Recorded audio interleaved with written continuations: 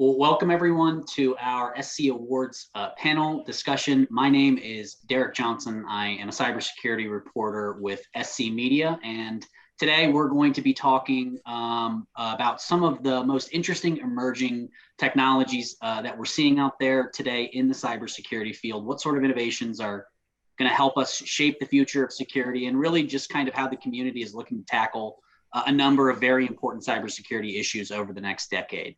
So with us here today, we have our Innovator of the Year Award winner, Jeremy Brown from Trinity Cyber. We have TJ Jermoluk from, who's the CEO and co-founder of Beyond Identity, who was our Rookie Company of the Year. And Vinnie Liu, who's the CEO of Bishop Fox, who received our Best Emerging Technology Award. So I want to welcome everyone. Obviously, congratulations on your awards. We're going to be talking a little bit about what you all are being recognized for specifically, but also some larger cybersecurity and technology innovation issues as well. I will kind of start by talking about the increased cadence that we're seeing these days from attackers and hacking groups. So we're sort of increasingly seeing hacking groups measure their time spent from initial infection to compromise in days, sometimes even hours, if you look at certain ransomware actors, compared to sort of weeks that we've seen just a few years ago. At the same time, it seems like while we do have some tools and services that have come out onto the market recently on the network defender side to detect and block some of these attacks in real time, a lot of companies tend to lack the money, the existing security infrastructure, or the expertise to really leverage them correctly. So the first question that I'll sort of throw out there is number one, do you accept my premise here that attackers seem to be getting faster than our defensive processes can keep up with, and what are the implications for the way that we approach security collectively in the future? And I'll start kind of with Jeremy, because I have a hunch that you might have some insights into this area. Yeah, absolutely. Well, first of all, honored to be here. Thank you, Derek. Great to meet you. Great to meet you, Tom. Great to meet you, Vinny. I think as far as the timelines go, I'm not going to argue with you. I think it's scary what we're learning. 5 hours in and out from a spear phishing compromise to dropping ransomware and heading out of the network it really speaks to the level of tools and access that the adversaries have. But there's a really important point to be made from a network defense perspective, is that these techniques are not invisible. And systems that succeed in the future are really about exposing them. So exposing the initial vector, exposing what in your perimeter is vulnerable for adversaries to take advantage of, and doing that with a technology that can also act inline is, I believe, the way forward. So I don't think that the 5-hour timeline or even faster than that is a way to give up. I think it's a challenge.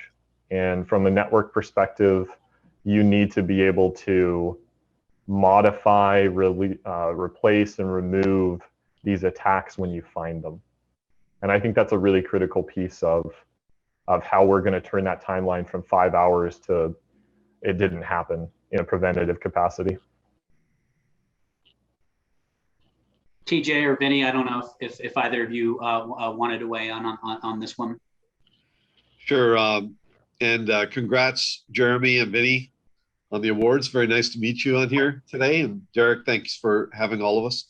I totally agree that the speed, I mean, how could you disagree that the speed is ever increasing? There's been a tremendous amount of step up in this entire issue because of the speed at which companies have been forced to go to a work from home, remote work kind of environment has accelerated the security vulnerabilities that exist today, and overwhelmed IT departments that are trying to implement tools to prevent them by using, whatever they had or whatever they could lay their hands on to try and protect their workforce. So it's been a very difficult time, and people have taken advantage of that, and the speed is increasing. I think it's going to be a combination of things. You know, we work on the preventative side primarily, where we're trying to stop the spear phishing before it happens, stop the credential theft. You know, 85% of the hacks out there relate to fundamentally a credential stolen via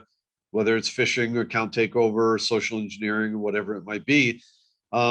And then there's going to be the other ones that do get through, and then you need that incredible threat prevention, and you need cooperation. I mean, one thing I'd like to speak to, since all three of us are here, is that the more all of us, as the white hats in this, try to cooperate and pass signals to each other and cooperate on knowing what's going on, the faster we'll be able to respond to the bad guy response times. You know, so if we can share whatever risk policy signals we're seeing with whatever Jeremy is seeing, with whatever Vinnie is seeing, and vice versa, and back and forth, it's going to be more and more helpful. So rather than a fragmented, you know, thousands of different tools all just living in their own domain, the more we can to work towards having that ability, you know, in real time to be able to give each other the data, I think the better it'll be.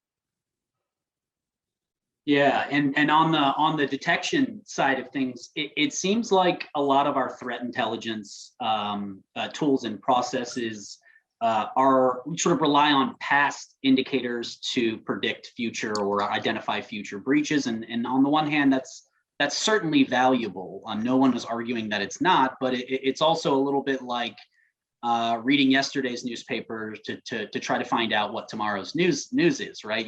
There are things that you miss, and we've sort of recently seen a number of startups and new companies kind of pop up onto the scene that are sort of rethinking a little bit kind of the way that we do some of this threat intelligence work or track command and control infrastructure for adversary groups in a way to try and be more proactive. And I'm curious, do you all kind of see that being sort of the natural evolution that we see for a lot of the threat intelligence products we have out there today, whether it's leveraging something like machine learning or some other type of technology or process that allows us to get more lead time and more of an understanding of when the adversary's in your network, rather than just looking at indicators that the adversary has been in your network? I think so. I think we come at it, actually, Bishop Fox has actually come to the table with a very different perspective than most vendors, in that, we've been in business for 16 years, and we are in the business of breaking in to our customers from an offensive security perspective. And tying together the points that we've talked about, right? People are tired of reading yesterday's news to try and figure out how to defend against tomorrow's attack. Adversaries are moving much more aggressively towards continuous operations. And so speed, in addition to technical superiority, speed and coordination is becoming more and more important in order to get ahead of that. And I think you'll see that reflected in both spending patterns, the technologies that CISOs are adopting and defenders are looking at, as well as the way even the US military has adopted the concept of forward defense, being more proactive in protecting your own networks. And in a lot of ways, that's what we've seen in a shift as well, is that in our interactions with our clients, we've seen a shift towards them wanting to be a lot more proactive about defending against potential vulnerabilities and threats before they're exploited. They're not trying to reduce the time between detection and response anymore. They've tapped that as much as they can. They're shifting much more towards a proactive, let's get ahead of it, and let's not get better at recovering from a punch. Let's actually dodge it or learn how to block it. And that's what we're seeing a lot more of today, because I think you're starting to exhaust the number of things you can do reactively.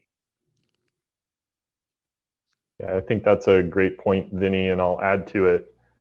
The future of the threat intelligence market, we've seen it over the past few years, and hopefully are starting to influence a little bit because we're buyers of threat intelligence in some capacity. But what we've discovered is that buying lists of indicators, even if they are predictive, provides us very little value. And what value we get out of is somebody who can take that really technical blog post or the explanation of how this malware works or its command and control, you know, the real technical details and the nitty gritty, and then pairing that up with a system that can actually stop that, in our case, inline. I hope that the threat intelligence, and I would actually encourage the threat intelligence industry to start looking forward into providing their customers that really in-depth technical knowledge, because that's the type of thing that starts to surface patterns in adversary activities. It starts to call out the techniques that they use. And that is overall just a much more fulsome approach to catching them on networks or on endpoints. We're very heavy users of machine learning and artificial intelligence within our system to try and expand across not just one user authentication at one moment in time, but to carry that across what all the users in a company are doing at any moment in time and what they have done across all of time or as much time as you can look back on. So yes, we're a believer in that. I can see why these gentlemen would do it in the threat detection, and the internet is a larger space. We're doing it within the company. And again, it speaks to the more data you have in that sense, the more signals you have. You know, if I'm sharing what's going on with any one company across all their employee base, and some of our companies can have 100,000 employees or more, and they're sharing what's going on in the greater space of the internet, you know, then we're getting a better picture of what's going on across everybody's activities at the same time. And so many of these different attacks do cross companies, cross supply chain, you know, of source code development, cross barriers, borders. So yes, I think it's definitely a big trend. I think that the conversation also around speed is important here.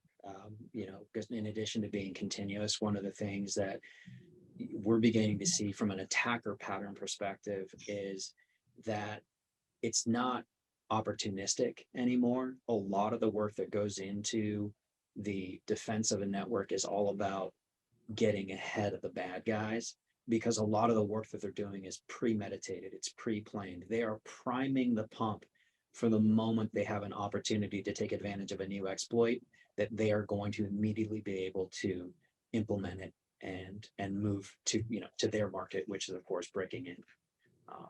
And so speed is of course going to be a really critical piece of it, which is why reaction time isn't as important anymore, you know, after the punch has been thrown.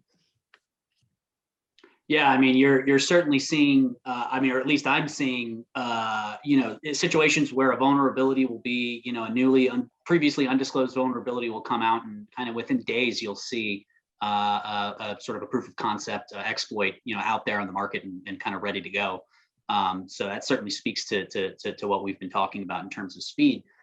Staying on this kind of, you know, something TJ said about code, you know, I would be remiss to not, you know, talk in some sense about software security here, just because it's become such a huge issue, you know, particularly, you know, certainly over the last year. I know it's been an issue for longer than that. It seems, you know, software powers our world, but it seems to get more complex and insecure the more that we do it. Developers are pulling, you know, and reusing code sort of all over the place from repositories and libraries. Sometimes they don't even understand what else they're putting into their environments. So, you know, for folks like you know, your companies spend, you know, millions upon millions of dollars making your products, trying to make products that will help make an organization more secure. But if your customer is running, you know, SolarWinds Orion or using a Microsoft Exchange server, it seems like, you know, most, if not all of that stuff, doesn't really matter. So my question to you is how do we even kind of begin to make a dent in this problem? Obviously, we've had things like DevSecOps that have been around for a while, but, you know, here we are. So, you know, where do we go? This is a big part of what we're trying to go after right now. If I can use an analogy, you know, this whole identity credential issue that happened with SolarWinds in the supply chain, being able to check code into a source code tree under somebody else's identity, it points out this vulnerability. You know, it's much like the virus where, if you don't get herd immunity, you can keep getting that, and there'll be variations, and they keep spreading, from population to population. It's the same way in this case. If companies don't solve their identity binding issue and this credential problem, and you're relying on source code from them that is in fact inherently insecure, then it's just going to infect every company on down the chain. So it's really important that as an industry we step up to this issue. You can't have a situation where somebody this is why zero trust, the nature of a zero trust system is that security is continuous. It's checked all the time. And so you have to move from being bound to checking security at perimeters of things to checking it at everything. It has to be bound to an identity, and it has to be checked at every single point where any form of transaction is done, whether it's access to a database or an application or checking in a source code in a tree. So we're big believers in that. We think that is the continuous authentication of security bound to an identity is kind of the way to go. And we need the whole industry. And obviously, I'm not trying to do a sales pitch here. Everybody has to do it with our tool. There's lots of ways to go about it, but everybody has to move in that direction. Yeah, and I think the theme of continuous is really important too, whether it's continuous training for software developers who may not know what they're implementing in the code or maybe under time constraints, or even continuously innovating the way that you are controlling security systems. I know one big thing on our end has been approaches to network defense that can be controlled out of band, because we know from the SolarWinds attack that one of the really key fundamentals of that was that everything on a network talked to it. And supply chain attacks like this, of this magnitude, are just something we don't see very often. Nobody could have predicted it, prevented it in any meaningful way, because it was signed by SolarWinds itself. And that's really scary in its implications. But if you sort of take that power away from a system like SolarWinds by having one or two systems inside of it that are responsible for defense, that are actually controlled not by SolarWinds or not by a centralized management system, you have yourself a really nice risk profile and sort of a backup to when things like this happen, because they probably will continue happening. Yeah, and Vinnie, there are two things here that I think that you kind of have over at Bishop Fox that I think might apply to some of these issues. One is your continuous attack surface testing service, which is what you're being recognized for with the SC awards, and then you also, I believe, run a third-party assessment service as well. That, if I'm understanding correctly, is designed to sort of look at the third-party providers that a company relies on and try and reduce their risk profile there. So can you tell us a little bit more about both of those things and how they may relate to this issue? Yeah, I've got a lot of opinions on this subject, because we've spent the last 16 years helping companies find vulnerabilities in their software to secure it. I mean, this is exactly our wheelhouse, right? And so for many of the largest software development shops in the world, software developers, even security providers, we're the doctor's doctor. We come in and we do the review to make sure that their products are secure before they go out the door. But what I'd say is an interesting shift is two things. One is traditional software security, which is based around finding inadvertently introduced vulnerabilities. We're seeing not just as a point in time exercise anymore, but these development shops, these product companies are having us engage on a more regular or continuous basis, because they know that they just can't certify at once if they're moving to an agile deployment model and they're releasing 12 times a year. So you've got to start matching and changing your testing paradigm. And I think that's where CAST comes in many ways, this idea of continuous, and the shift and probably a lot of the thinking that both TJ and Jeremy have around it is you can't take technologies or solutions that were designed in a network-centric world built 15 years ago and try and adapt it to the modern organization or the modern architecture. It doesn't work. Similarly, in software testing, You can't do that type of thing. You've got to do new paradigms for testing. That's where CAST comes in, because it is effectively, everything is software these days. And so what CAST does is it continuously tests software on the external perimeter that these organizations have exposed to find the vulnerabilities that are there. It's also continuously identifying attack surface.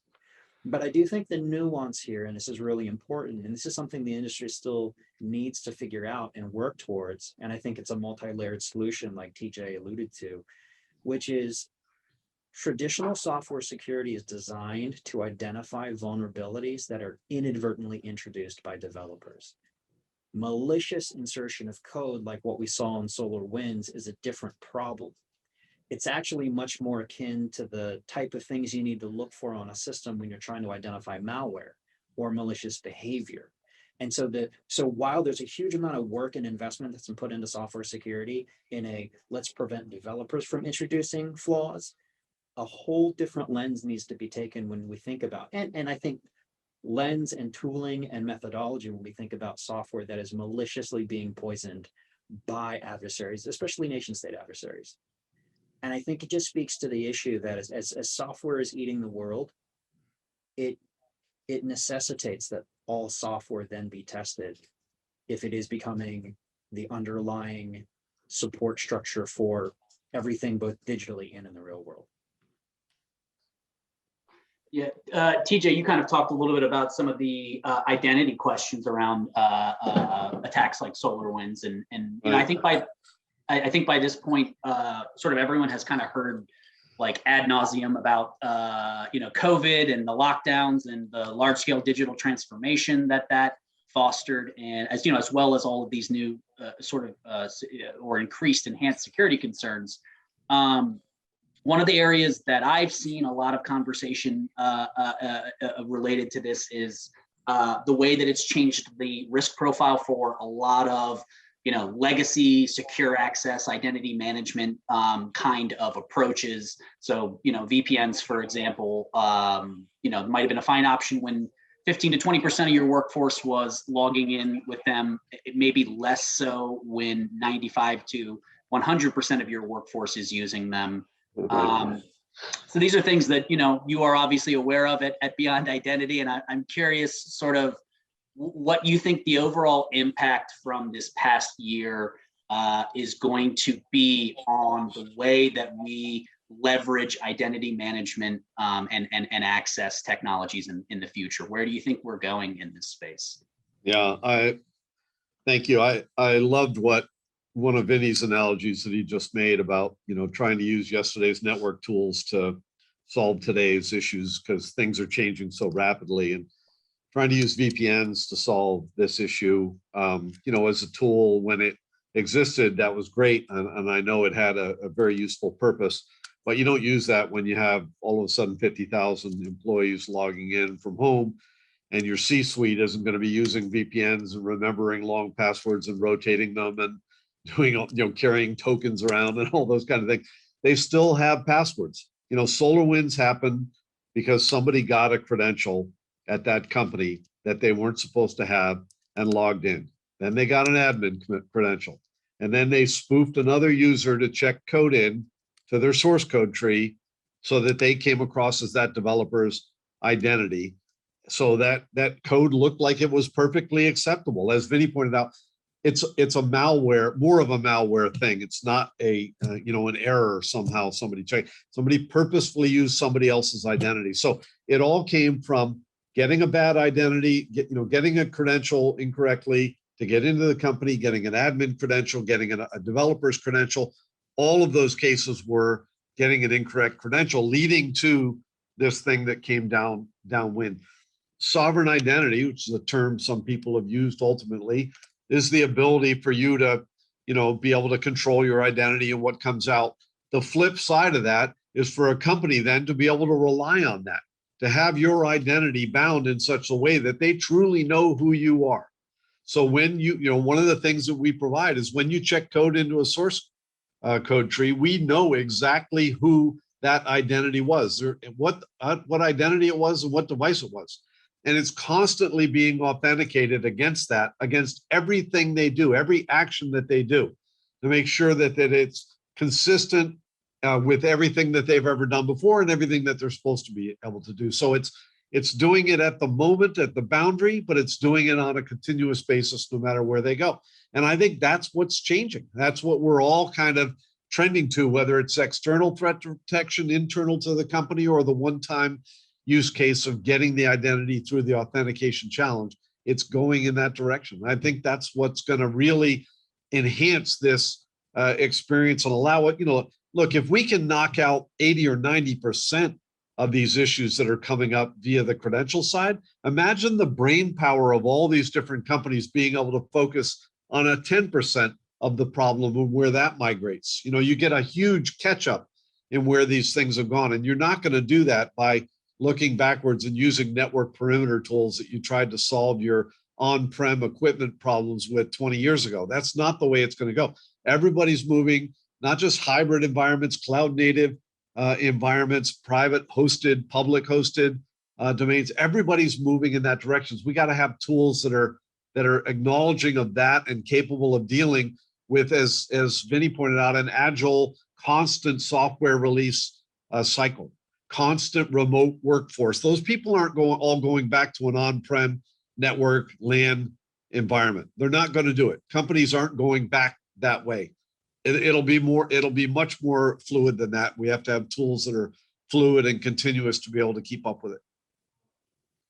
I would just second what TJ said there. I completely agree. I think what he's describing is a very classic, in software at least, time of check, time of use flaw, except with identity. And you just have to continuously validate before you grant access.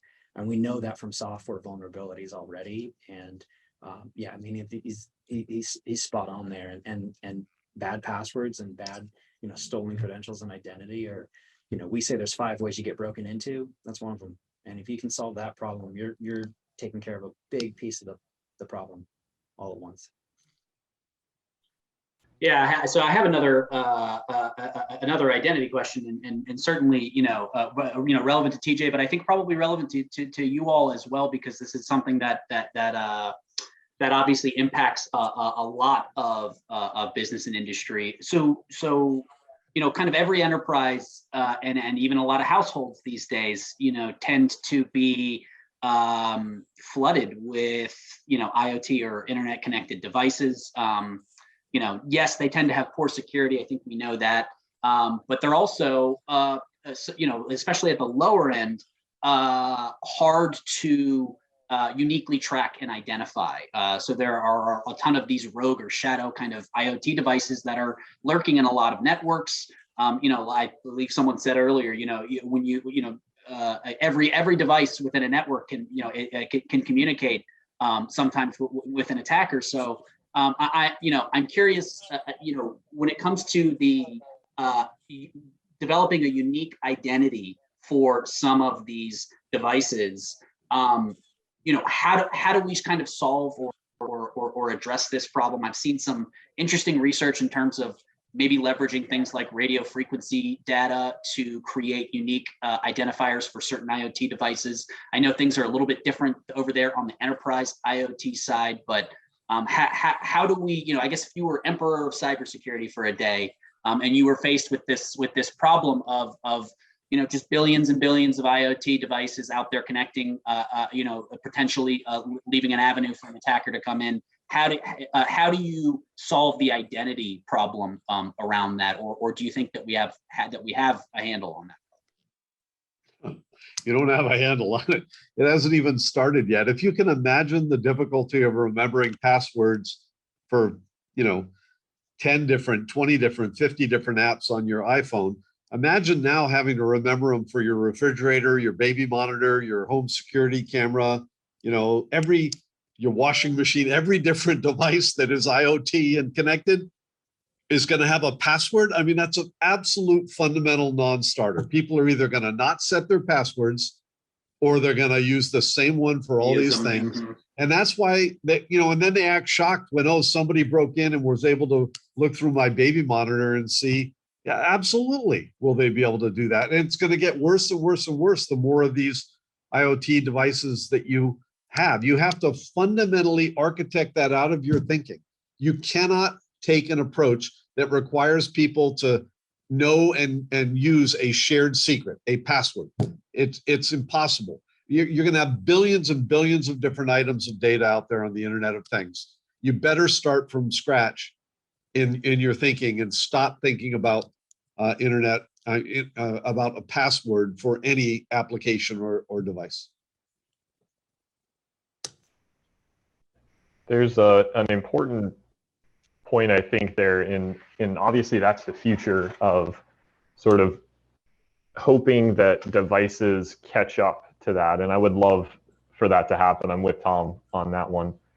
But there's always going to be some impact to the amount of things speaking out to wherever it is, whether it's a trusted vendor website or whether it's a compromised device.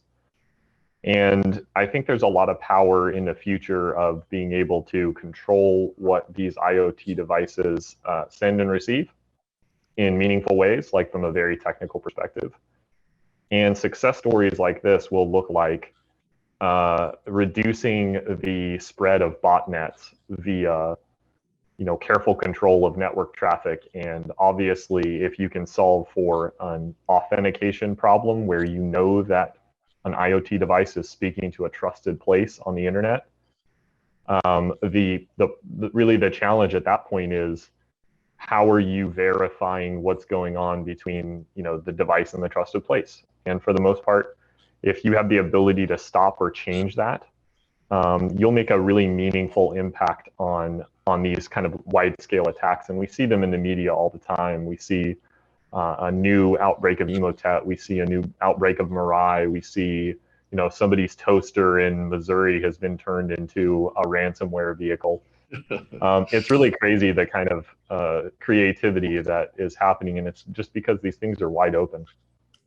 Yeah, we built a chip for $1 that could completely run and signal via an X509 certificate on any device, a motion sensor, a camera, on whatever you want. And that was just in the small volumes that we had. I mean, imagine one of these big, actual corporate, the companies that deal with consumers and billions of these devices could do this stuff for pennies.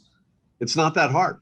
And every device, you need to use something where, the internet runs on a backbone today and transfers trillions of dollars of money around. Every time you go to Amazon and it has to talk to Visa, everything's transmitted with TLS, encryption, public, asymmetric key cryptography. These things exist. You just have to extend them out to users, to peers, to Internet of Things in the appropriate way and make it be consistent, scalable, secure, and consistent across that entire backbone for your identity. Not having, just stop the whole where, okay, now all of a sudden you transfer to a shared secret of a password and everything on the other side of that barrier is a password. That's just not going to work anymore. It doesn't work. So these things exist and people are working on it, by the way. That's not an area of our particular company on the specifics for these devices, but there are a number of companies working on it, and it will be used in the same kind of identity binding way. I think we're bumping up against our time here, but one thing I did want to take a pulse check on for each of you is I'll sort of end things here with a bit of a spicy question. We talked a little bit about VPNs and maybe whether they are becoming more or less relevant within the industry or certainly the cybersecurity space. I'm curious, are there other sort of legacy tools or technologies out there that you feel like are becoming less relevant in the security space? I know certainly like with VPNs, folks have told me that as cloud has become a lot more prevalent, that things like VPNs tend to make a little bit less sense for organizations that are really cloud centric. Are there other kind of tech or processes that maybe are due to be phased out or replaced with new things? And if so, what might they be replaced with?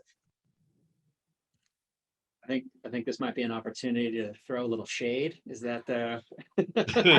You can throw shade without IDing people, but if you want to ID companies or people, you're welcome to do that as well. Well,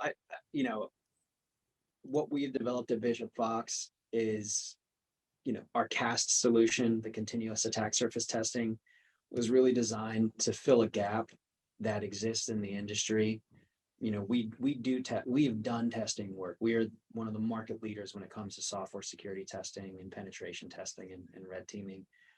Well, there's a huge gap in the tooling that's available from a commercial perspective around how to identify vulnerabilities at scale.